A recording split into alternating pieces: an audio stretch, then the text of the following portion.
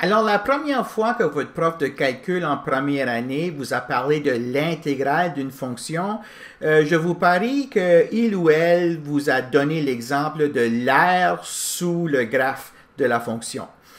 Alors, nous, maintenant, les sortes de fonctions qu'on voit, on a vu des fonctions, par exemple, qui vont de R2 dans R, dont le graphe est une surface dans R3. Donc, la question qui serait semblable à celle qui vous a été posée en première année, ça serait, qu'est-ce qui est le volume en dessous de cette surface-là? Alors, c'est en essayant de répondre à cette question-là qu'on va arriver à définir le concept de l'intégrale double d'une fonction. Alors, quand on va parler d'intégrale double, c'est un concept qui s'applique uniquement à des fonctions qui vont de R2 dans R. Donc, ça couvre beaucoup d'applications. Alors, ça vaut la peine de passer un petit peu de temps à y réfléchir. Donc, on va voir un ouvert A, que j'ai tracé en rouge ici sous la figure, dans Rn. Et puis, dans cet ouvert-là, il va avoir un domaine rectangulaire. Donc, le rectangle R qui est en bleu ici, on le décrit de la manière suivante. C'est le produit cartésien de l'intervalle fermé AB sur l'axe des X et de l'intervalle fermé CD sur l'axe des Y. Donc, ça veut dire, ça à toute fin pratique, que le rectangle, il va de X égale à A jusqu'à X égale à B, puis de Y égale à C jusqu'à Y égale à D. OK? Alors, on va avoir une fonction f qui va de R2 vers R, qui est continue sur A, donc en particulier continue sur le rectangle. Alors ici, voici un exemple d'une telle fonction. Je l'ai tracé ici. Donc son graphe, c'est une surface, donc la surface du fait qui est courbée ici. Donc, l'expression particulière, c'est quoi cette fonction-là, n'est pas importante. Mais, comme je disais dans l'introduction à cette capsule, on voudrait s'intéresser ici, vous voyez le rectangle ici est sous forme d'un carré, là, mais ce n'est pas important, c'est le domaine de la fonction. Hein, donc, c'est le carré qui est en bas ici. Donc, vous avez une figure, vous avez un objet trois-dimensionnel, et puis vous vous posez la question, c'est quoi le volume de cet objet-là? C'est-à-dire, c'est quoi le volume en dessous du graphe de cette fonction-là? OK? Donc, on va se baser exactement de la même manière comme on a répondu cette question-là en calcul première année, OK? Avec quelques subtilités différentes. C'est-à-dire qu'on va prendre le domaine de la fonction, le rectangle qui est en bas ici, et puis on va le diviser dans un quadrillage. On va faire un quadrillage, c'est-à-dire on va faire une partition et de l'intervalle AB et de l'intervalle CD, puis on va avoir des petits sous-rectangles. Et puis, vis-à-vis chacun de ces sous-rectangles-là, on va élever une colonne rectangulaire, OK, qui est telle que sa base a un côté delta x, puis l'autre côté delta y. Puis sa hauteur, ben, ça va être donné par la valeur de z, c'est-à-dire la valeur de la fonction, en un point quelconque dans le petit rectangle. Alors, on peut décider de prendre le point au milieu, on peut prendre un des coins. Dès qu'on s'entend sur la recette, on est capable d'élever une colonne rectangulaire. Puis parce que c'est une colonne rectangulaire, on est capable de calculer son volume. Hein? Son volume, alors, c'est la largeur fois la longueur, donc delta x fois delta y, fois la hauteur. Puis la hauteur, ben, c'est la valeur de z qui, elle, est donnée par la valeur de f au point en question. OK? Donc, ça va vous donner un nombre qu'on va représenter comme étant le volume de cette colonne rectangulaire ici. Et puis, pour avoir une approximation du volume sous le graphe, ben, on va faire quoi? On va faire une somme de Riemann. On va faire la somme là, sur tous les petits rectangles dans le gros rectangle. Puis ensuite, on va passer à la limite quand la taille ou la grandeur des sous-rectangles tend vers 0, puis le nombre de rectangles tend vers l'infini. Et puis, c'est ce concept-là qu'on va assimiler à l'intégrale double d'une fonction de deux variables. OK? Alors, je fais le petit dessin, je le répète ici. Alors, en bleu, je vais le répéter ici. en gros, pour vous voyez qu'est-ce qui se passe. Alors, ça, c'est y0 égale c. Ça, c'est yn égale d. Ça, c'est x0 égale a. Ça, c'est xn égale à b. Et puis, vous avez, comme je disais, un quadrillage. Hein, donc, ça, c'est x1, ça, c'est x2, ça, c'est x3, x4, et puis vous continuez comme ça, xn-1, xn, et puis vous faites la même chose dans la direction des y. OK, alors vous faites un quadrillage comme ça, et puis vous voyez chacun des petits sous-rectangles ici.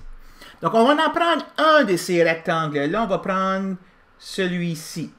OK, alors on va supposer que lui, le coin qui est juste ici, c'est le point avec xi puis yj comme coordonnées.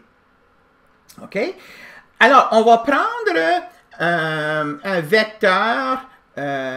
Donc, la largeur ici, c'est delta x et la largeur ici, c'est delta y. Alors, on va prendre comme base canonique des vecteurs liés au point xi, yj. Ici, on a E1 de xi, yj.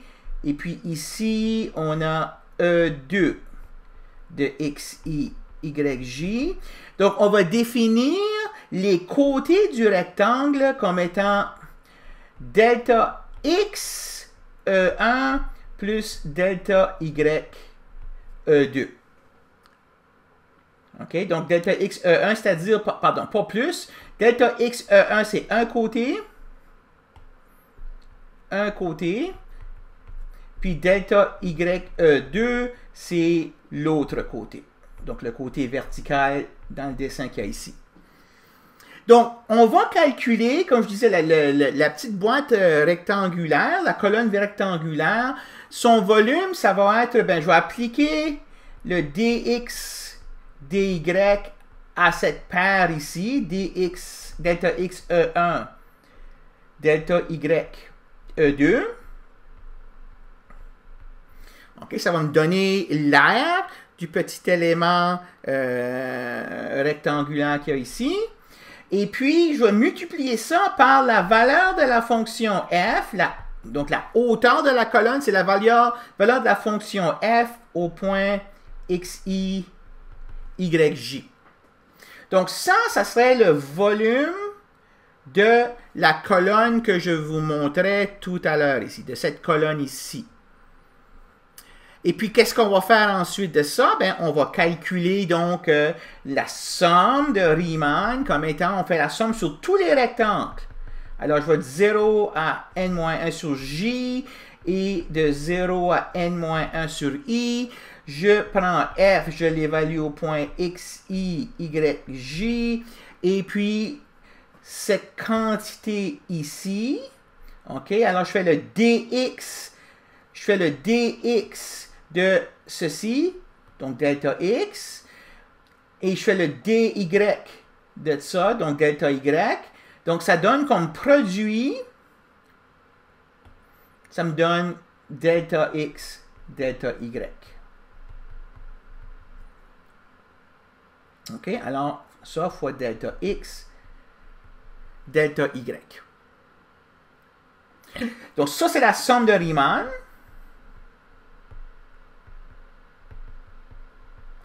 Correspondant à avoir divisé l'intervalle AB en n sous-rectangles et divisé l'intervalle CD en n sous-rectangles, sous-intervalles, c'est-à-dire. Et puis ensuite, on regarde, on espère que la limite, quand n tend vers l'infini de Sn existe. Et si c'est le cas, on dit que f est intégrable au sens de Riemann sur R. On dit que f est intégrable au sens de Riemann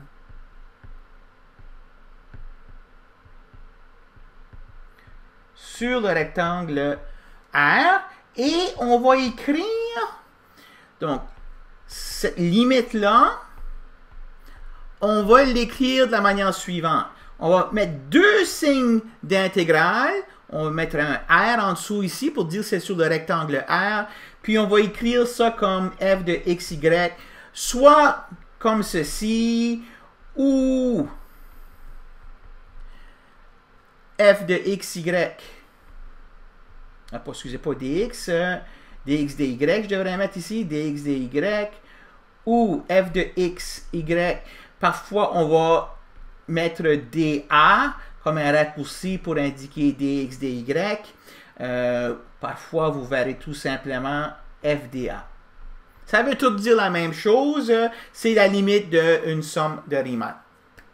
OK? Alors, ça, c'est le premier concept que vous voyez quand vous voyez une intégrale. C'est toujours une construction en termes de somme de Riemann.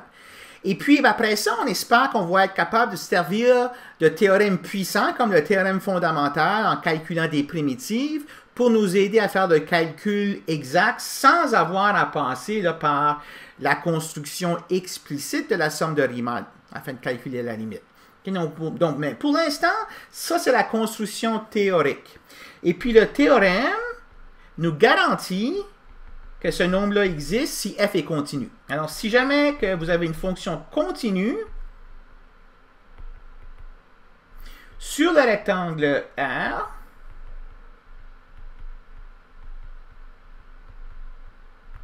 alors f est intégrable au sens de Riemann sur R.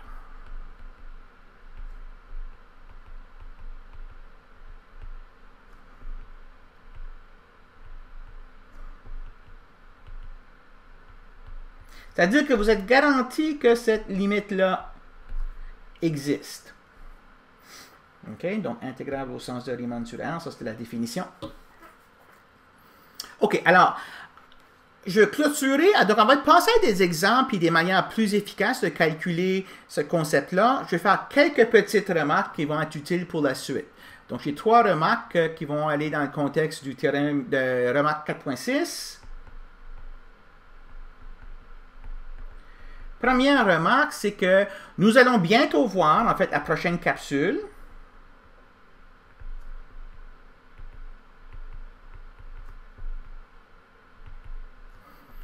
un théorème qui va s'appeler le théorème de Fubini, qui nous permettra de calculer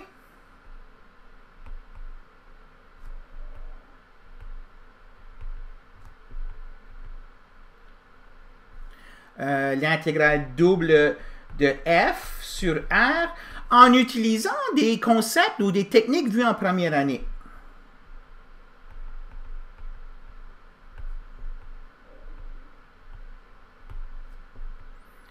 Vues en première année. Alors, tout ce que vous avez vu en première année là, sur l'intégration d'une fonction d'une variable, là, ça va être crucial de l'avoir à portée de main. Okay? Donc, pour intégrer des fonctions qui dépendent de deux variables, ça va être important que vous vous souveniez comment intégrer une fonction d'une variable. Donc, toutes les règles que vous avez vues, important d'aller les repenser si ce n'est pas maîtrisé. Donc, ça, c'est la première remarque. Deuxième remarque, c'est que nous devrons plus tard considérer des cas où f n'est pas nécessairement continu. Plus tard, considérer des fonctions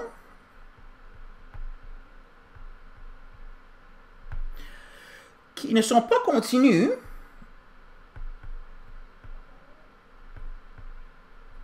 mais que je dirais que leurs discontinuités ne sont pas tellement graves. C'est-à-dire, la fonction est bornée, fait qu'elle n'a pas d'asymptote, elle ne va pas vers l'infini.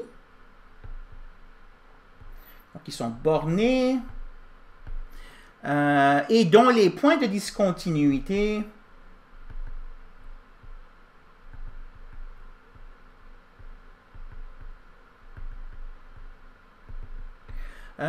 sont sur un nombre fini de courbes dans le plan XY. Un nombre fini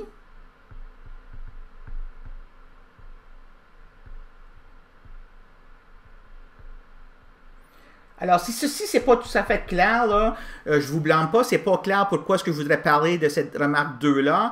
On va le voir dans une coupe de capsules, quand on va vouloir intégrer des fonctions, non pas sur des domaines rectangulaires, mais des domaines qui sont peut-être pas rectangulaires. Okay? Donc là, il va falloir qu'on fasse une construction où on devra considérer des fonctions qui ne sont pas nécessairement continues. Donc, pour apprécier cette remarque 2 ici, il va falloir peut-être attendre là, une couple de capsules, puis revenir par la suite pour pouvoir apprécier exactement qu'est-ce que cette remarque ici voulait dire. Et la troisième remarque, c'en est une géométrique. Si jamais la fonction f est telle que ses valeurs sont toujours plus grandes ou égales à 0, c'est-à-dire que son graphe, là, c'est une surface qui est au-dessus du plan XY. OK? Donc, si la fonction est positive sur R, alors le nombre qu'on obtient en calculant ceci, ça représente le volume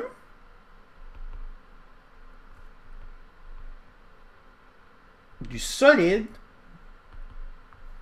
borné par les plans x égale A, x égale B, y égale C, y égale D, z égale 0 et le graphe de z égale f de xy, comme je vous ai montré à cette figure ici. Okay, donc les 5 plans là, sont les 4 côtés du solide. Il y a un des côtés qui est x égale à A, l'autre qui est x égale à B, il y en a un qui est y égale C, un qui est y égale à D, le dessous c'est z égale 0, puis le dessus, ben, c'est le graphe de la fonction z égale f de xy. Alors, quand on aura calculé l'intégrale double de f, le nombre qu'on va obtenir, ça va représenter le volume géométrique là, de cet objet 3-dimensionnel-là.